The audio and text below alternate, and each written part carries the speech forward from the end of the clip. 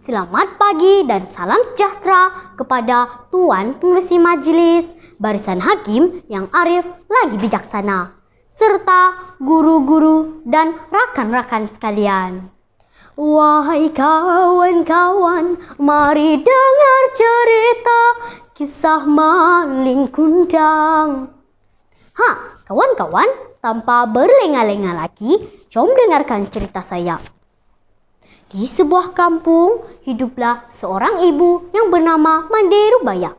Mande Rubaya mempunyai seorang anak lelaki yang bernama Malin Kundang. Sebelum lahir, Malin ditinggalkan oleh ayahnya. Ayahnya pergi dari desa dan tidak pernah kembali lagi. Dan setelah dia dilahirkan, Malin Kundang terpaksa dipelihara oleh ibunya seorang diri dengan keadaan hidup yang penuh penderitaan. Hari demi hari, tahun berganti tahun, Malin Kundang pun beranjak dewasa. Dia pun berpikir untuk merantau dan mencari pekerjaan. Dia pun meminta keizinan daripada ibunya. Pada mulanya, Mande Rubaya tidak membenarkan Malin pergi. Tetapi karena keinginan Malin yang sangat kuat, Mande Rubaya terpaksa melepaskannya. Malin Kundang pergi dengan dibekalkan nasi bungkus daun pisang oleh ibunya. Semenjak pemergian itu, Mande Rubaya tidak pernah mendengar kabar berita tentang anaknya itu lagi, sehingga bertahun-tahun lamanya. Usia ibu itu semakin lanjut dan bongkok. Pada suatu hari, Mande Rubaya mendapat kabar berita daripada nakoda kapal yang dahulu pernah membawa Malin pergi, mengatakan bahwa anaknya telah berkahwin dengan seorang gadis jelita, anak bangsawan yang amat kaya. Singkat cerita, Malin Kundang pun sudah menjadi saudagar yang kaya raya.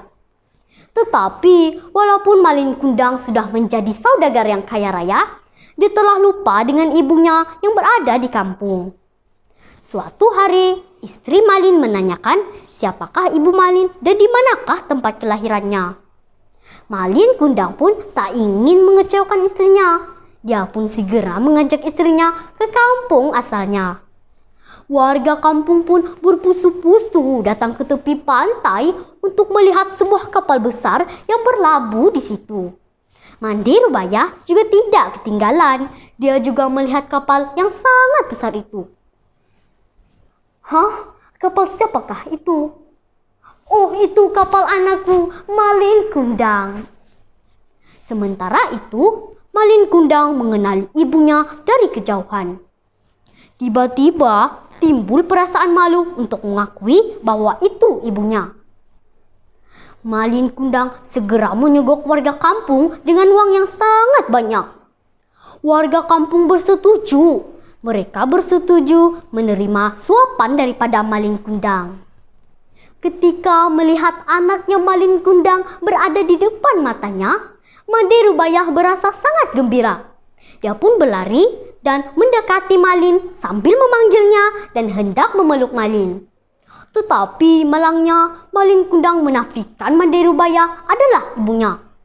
Malin Kundang juga membentak ibunya dengan kata-kata yang kasar. Tidak cukup dengan itu, Malin Kundang juga mendorong ibunya ke tanah lalu menendang ibunya dengan sangat kuat. Istri Malin yang cantik jelita itu pula meludahi ibu Malin. Ibu Malin berasa sangat sakit atas tindakan dan kata-kata anaknya itu. Lalu Malin dan istrinya terus berlayar meninggalkan desa itu. Ketika melihat kapal yang dinaiki anaknya sudah jauh di tengah-tengah laut, dengan hati yang teramat sedih, kecewa dan pilu, Mande Rubaya mendadahkan tangannya ke atas langit. Ya Tuhan, jika benar dia bukan anakku, aku akan memaafkan kesalahannya. Tetapi jika benar dia adalah anak kandungku, berilah aku keadilan. Tidak lama kemudian, ombak besar dan angin kencang datang dengan bergulung-gulung. Langit yang awalnya cerah seketika menjadi sangat gelap. Petir dan badai pun datang dan menghentam kapal Malin sehingga kapal Malin pun hancur berkeping-keping